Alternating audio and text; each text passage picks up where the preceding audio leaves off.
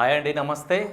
మరి ఎప్పుడెప్పుడా అని ఎదురు చూస్తున్నటువంటి మంత్రుల శాఖల లిస్ట్ అయితే రిలీజ్ అయింది. సో నారా చంద్రబాబు నాయుడు గారు మరి ఎవరైతే సీనియర్స్ ఉన్నారో ఎవరికి ఏ శాఖ సూటబుల్ అవుతుందో దాన్ని దృష్టిలో పెట్టుకొని చక్కగా లిస్ట్ అయితే రిలీజ్ చేయడం జరిగింది. అలాగే ఎవరైతే భాగస్వాములుగా ఉన్నటువంటి వాళ్ళు ఉన్నారో ఇటు జనసేన కానీ ఇటు బీజేపీ కానీ వాళ్ళను కూడా దృష్టిలో పెట్టుకొని ఎవరికి ఏ శాఖ సరిపోతుందో వీటన్ని దృష్టిలో పెట్టుకొని అందరికీ న్యాయం చేస్తూ మరి చంద్రబాబు నాయుడు గారు మంత్రులకి శాఖలు కేటాయిస్తూ లిస్ట్ అయితే రిలీజ్ చేయడం జరిగింది. సో ఉత్తరాంధ్ర నుంచి ఆ శాఖల లిస్ట్ ఏంటో ఒకసారి చూద్దాం. ముందుగా శ్రీకాకుళం నుంచి మరి అచ్చెన్నాయుడు క్యాబినెట్లో చోటు దక్కింది. మరి అచ్చెన్నాయుడు గారికి వ్యవసాయం, సహకారం, అలాగే మార్కెటింగ్, పశుసంవర్ధక, డైరీ డెవలప్మెంట్ అండ్ ఫిషరీస్ శాఖను కేటాయించడం జరిగింది. అంతకుముందు కూడా మరి కేంద్ర మంత్రివర్గంలో రామ్మోహన్ నాయుడుకి అవకాశం ఇచ్చినటువంటి నేపథ్యంలో మరలా అదే కుటుంబంలో ఉన్నటువంటి అచ్చెన్నాయుడికి మరి మంత్రి పదవి కేటాయిస్తారా అనేటువంటి సందేహం అయితే నెలకొంది. సో అయినప్పటికీ కూడా మరి మంత్రివర్గంలో ఆయనకి స్థానం కల్పిస్తూ ఆయనకి ఈ శాఖను కేటాయించడం జరిగింది. సో ఇక విజయనగరం నుంచి గుమ్మడి సంధ్యారాణి ఈమె సాలూరు నియోజకవర్గం నుంచి పోటీ చేశారు. ఎస్టీ వర్గానికి చెందినటువంటి ఈమె సాలూరులో గతంలో కూడా శాసన మండలి సభ్యురాలుగా ఉన్నారు. సో ఈమె ఎమ్మెల్యేగా గెలిచి మంత్రివర్గంలో చోటు దక్కించుకున్నారు. ప్రస్తుతం ఈమెకి స్త్రీ శిశు సంక్షేమ శాఖ మరియు గిరిజన సంక్షేమ శాఖ కేటాయించారు. మరి గజపతి నగరం నుంచి చూసినట్లయితే గజపతి నగరం నుంచి గెలిచినటువంటి కొండపల్లి శ్రీనివాసు ఈయనకి కూడా మంత్రివర్గంలో చోటు దక్కిన విషయం మనకు తెలిసిందే. ఈయన బీసీ తూర్పు కాపు వర్గానికి చెందినటువంటి వ్యక్తి. ఫస్ట్ టైం ఎమ్మెల్యేగా ఈయన గెలుపొందారు. ఈయనకి ఎంఎస్ఎంఈ, సెర్పండు, ఎన్ఆర్ఐ, అలాగే సాధికారత సంబంధాలని అనేటువంటి శాఖని ఈయనకి కేటాయించడం జరిగింది. అలాగే ఇటు ఉమ్మడి విశాఖకు వస్తే ఉమ్మడి విశాఖ నుంచి వంగలపూడి అనిత ఈమె పాయకరావుపేట నియోజకవర్గం నుంచి గెలుపొందారు. ఎస్సీ మాదిగ వర్గానికి చెందినటువంటి ఈమెకు క్యాబినెట్లో చోటు దక్కింది. ఈమెకు వచ్చేసి మరి వంగలపూడి అనిత హోంశాఖ మరియు విపత్తుల నిర్వహణ శాఖ కేటాయించడం జరిగింది.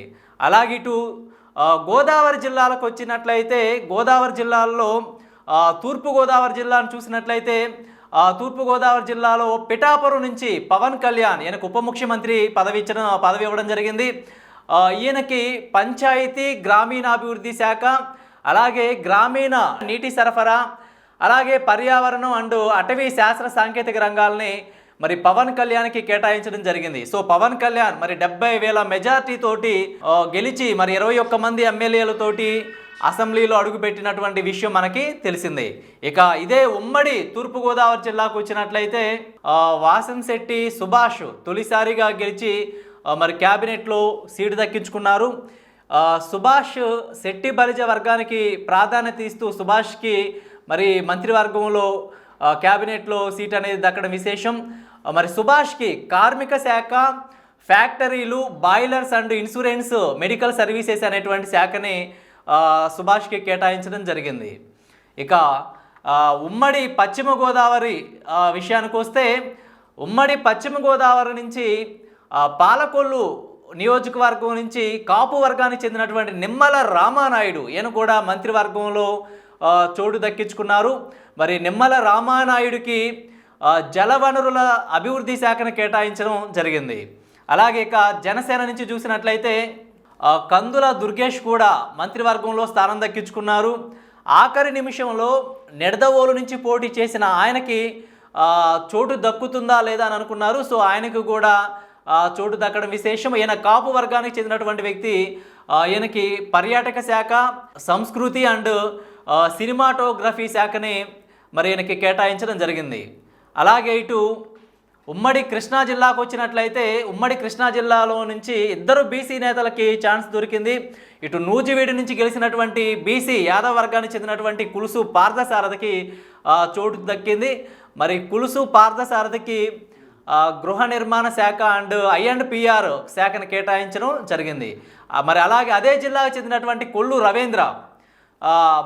రవీంద్రకి మచిలీపట్నం నియోజకవర్గం నుంచి కొల్లు రవీంద్ర పోటీ చేశారు. ఈయన కూడా ఒక బీసీ అభ్యర్థి. మత్స్యకార వర్గానికి చెందినటువంటి వ్యక్తి. గతంలో కూడా ఈయన చంద్రబాబుతో కలిసి పనిచేశారు.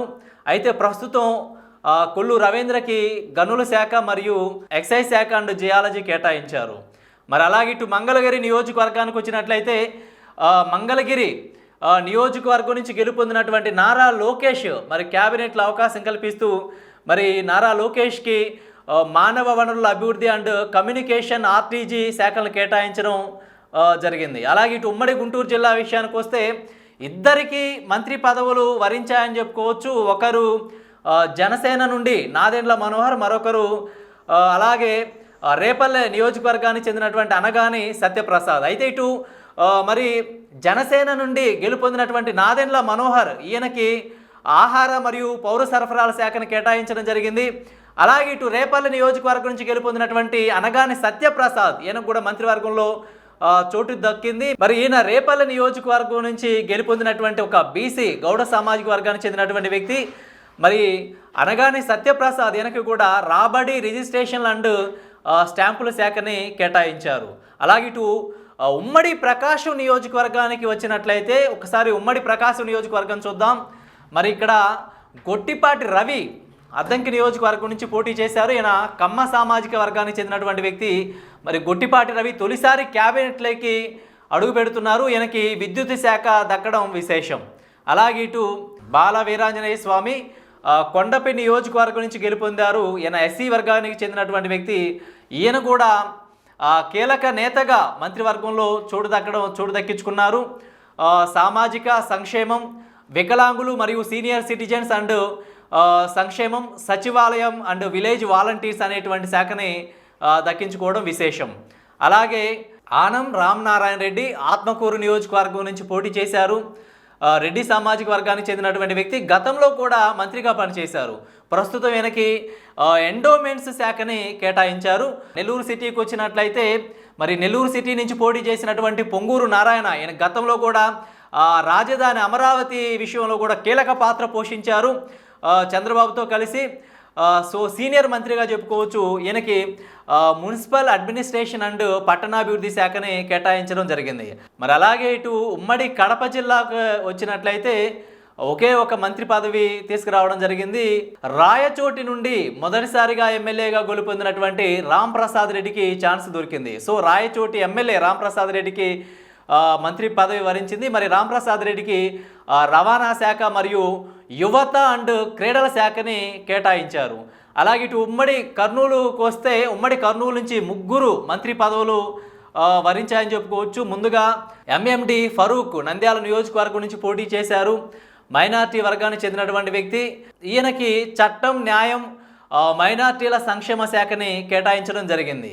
ఇక కర్నూలు నుంచి తొలిసారిగా పోటీ చేసినటువంటి టీజీ భరత్కి కూడా మంత్రి పదవి దక్కింది. కర్నూలు నియోజకవర్గం నుండి ఎమ్మెల్యేగా గెలిచి మరి మంత్రి అవడం విశేషం. సో ఈయన కూడా ఒక బలమైన నేత అని చెప్పుకోవచ్చు.